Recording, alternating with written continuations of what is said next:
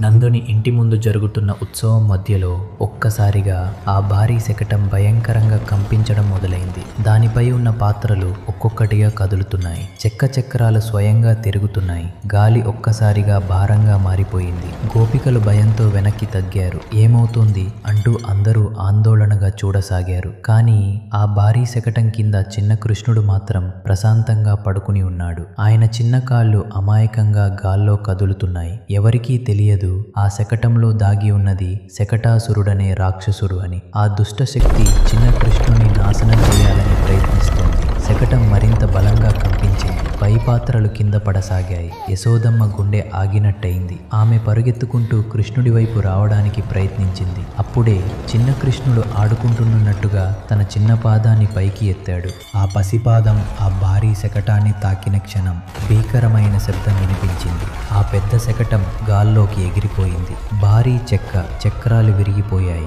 పాత్రలు చెల్లాచెదురయ్యాయి. చెక్క ముక్కలు అన్ని వైపులా ఎగిరిపోయాయి. గోకులం మొత్తం వణికిపోయింది. గోపికలు భయంతో కేకలు వేశారు. నందుడు గోపాలురు అక్కడికి పరుగెత్తుకుంటూ వచ్చారు. కానీ వారి కళ్ళ ముందున్న దృశ్యం చూసి అందరూ ఆశ్చర్యంతో నిలిచిపోయారు. ఆ భారీ శకటం పూర్తిగా ధ్వంసమైపోయింది. కానీ చిన్న కృష్ణుడు మాత్రం ఆ చెక్క ముక్కల మధ్య ప్రశాంతంగా నవ్వుతున్నాడు. ఆయన ముఖంలో భయం లేదు. ఏమీ జరగనట్టుగా చిన్నగా చేతులు కదుపుతున్నాడు. ఈ చిన్నారి సాధారణ బిడ్డ కాదు అని గోకులవాసుల హృదయాల్లో మొదటిసారి బలమైన భావన కలిగింది. కానీ యశోదమ్మకు మాత్రం ఆయన ఇంకా తన చిన్న కన్నయ్యే. ఆమె పరుగెత్తి వెళ్లి కృష్ణుణ్ణి గుండెలకు హత్తుకుంది. కానీ గోకులంపై ప్రమాదాలు ఇంకా ముగియలేదు. త్వరలోనే గాలి రూపంలో వచ్చిన మరో భయంకర రాక్షసుడు గోకులాన్ని కుదిపేయబోతున్నాడు. తరువాతి భాగంలో తృణావర్తుడి ప్రవేశం. జయ బాలకృష్ణ.